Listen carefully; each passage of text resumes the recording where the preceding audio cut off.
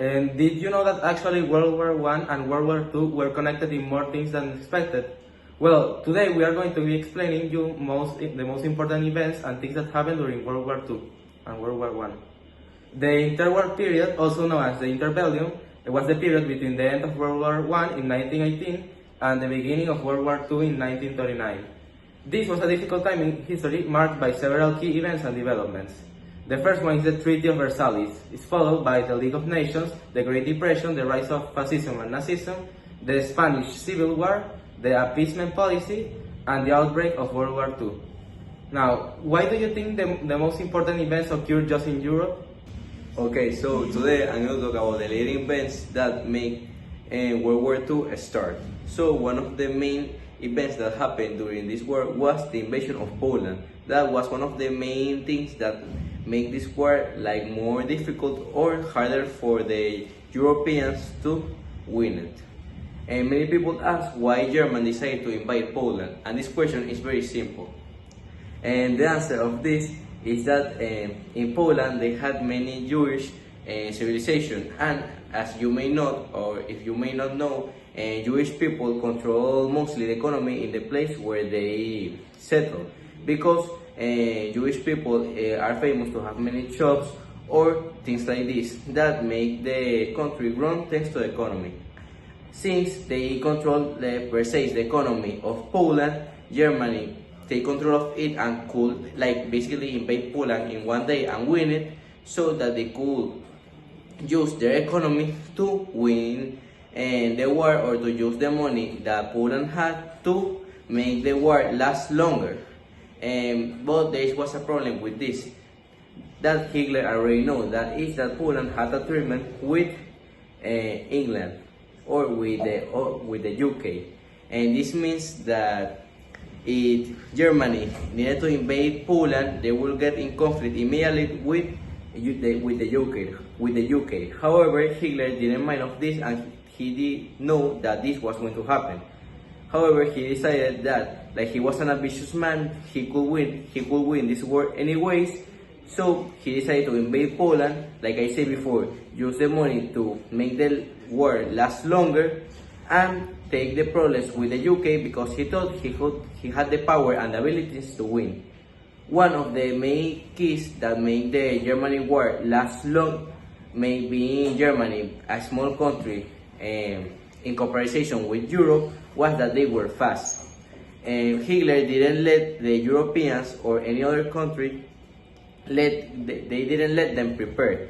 So, as Hitler said, as fast as he could win the war, it was the best, because he didn't have the power or the machinery to have a long-lasting war. The Versailles Treaty.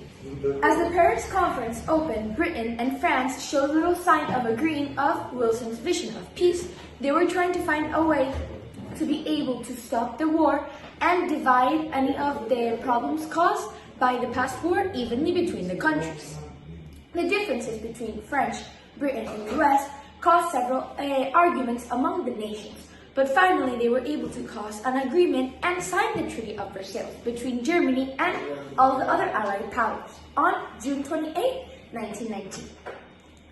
Here, later on, while they were able to adopt to all of the other agreements that all the other countries had, but the US later on didn't sign the treaty because the people weren't agreed with all of the points that this treaty wanted to accomplish.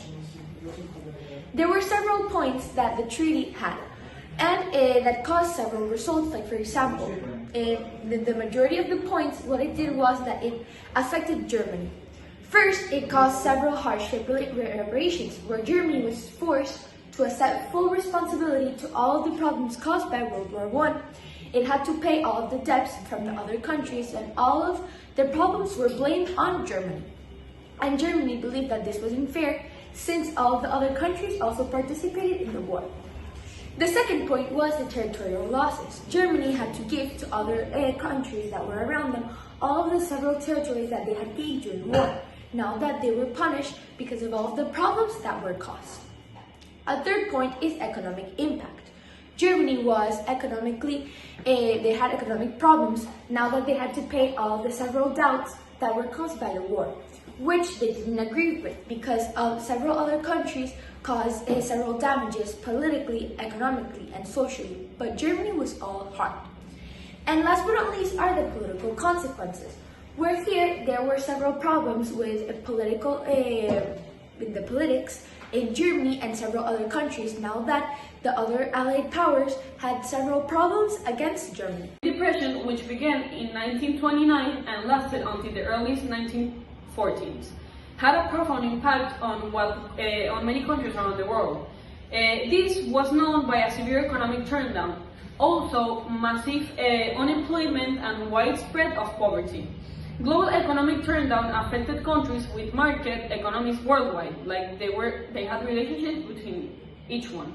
It was particularly severe in the US, where unemployment reached the 25% at its lowest point in 1933. Changes in the economic policy were one of the things that happened during the Great Depression. It led to a significant change in economic policy. In the United States, the recovery from the Great Depression was spurred by the abandonment of the gold standard and monetary expansion. The second thing that happened during the Great Depression was the preparation for World War II. The Great Depression played a really important role on what was the shaping of events that were leading to World War II from World War I. The various hardships and political instability caused the Depression, fueled with the rise of economic movement and also political movement in many European countries. And here we can include the Adolf Hitler Nazi regime that he created in Germany.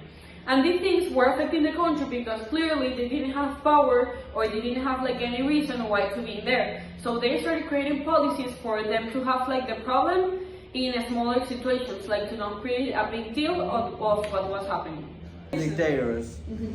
In Italy, Benito Mussolini rose to power as a totalitarian leader through the Fascist Party.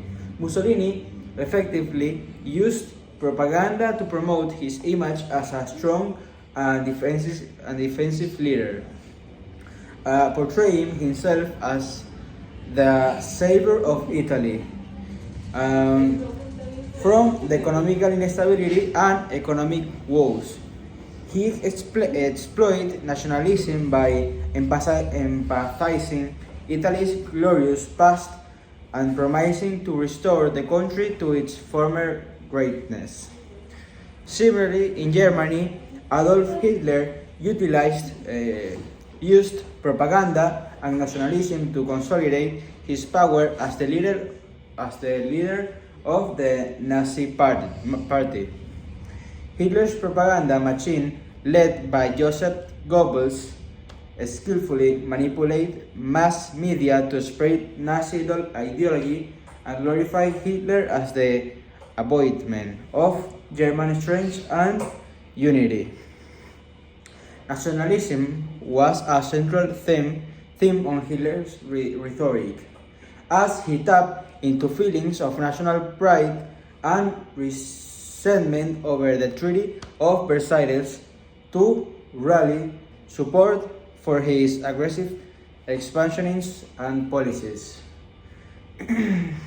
Both Mussolini and Hitler capitalized on the power of propaganda and nationalism to cultivate a cult of personality proud themselves, surplus descent, and ultimately establishing totalitarianism regimes that control all aspects of society. Now, American isolation. The American isolation was foreign policy approach where the United States sought to avoid standing alliances and involvement in foreign conflicts. This policy was a particularly prominent in the 1920s and the 1930s, following from World War I. The impact of American isolation on European affairs was significant, by choosing to remain a neutral and not intervene in European conflicts, such as the rise of Nazi Germany and the aggression of other totalitarian regimes. The US inadvertently allowed these powers to grow unchecked. This ultimately contributed to the outbreak of World War II. Additionally, European isolationism limited support for European nations facing aggression, such as France and the UK, which weakened their ability to resist expansionism powers, and it was only after the attack of Pearl Harbor in the 1941 that the US fully abandoned its isolationism and stance because they actively involved in World War II, changing the course of European affairs. In 1930s, the British government pursued a policy of appeasement towards Nazi Germany. Today, appeasement is usually regarded as a failure because it did not prevent World War II. Appeasement was a pragmatic strategy. It reflects British domestic concerns and diplomacy philosophy in the 1930s. Chamberlain's policy of appeasement gave Hitler a false sense of security, which he used to continue his aggressive foreign policy. He disagreed international borders and agreements that have been established following World War I. As a conclusion, World War I brought another war because countries were not getting along really good, and also because they have left treaties and also many other alliances without a finish, like without an end. And this caused another world war to start without a necessity of having it. As a conclusion, World War I bring up World War II because of the problems that were happening between too much countries. Also because in World War I, the Treaty of Versailles was a very big impact text that they gave many of the fault of the accident to Germany. Being this action get the anger of Hitler and also many reasons more that he had obviously to start, let's say, the war, and because many countries were not agreeing in themselves. So if you see it in a very good perspective, World War I was one of the reasons of World War II. World War II happened 2 decades later because there were several problems between all the countries that participated in the past war. Like, for example, Germany didn't have agreements with all the problems that were solved after World War I. The Treaty of Versailles was one of the treaties that led even to the problems that were caused in World War II, now that Germany had to pay for several problems and several taxes and debts that all the other countries had to blame on.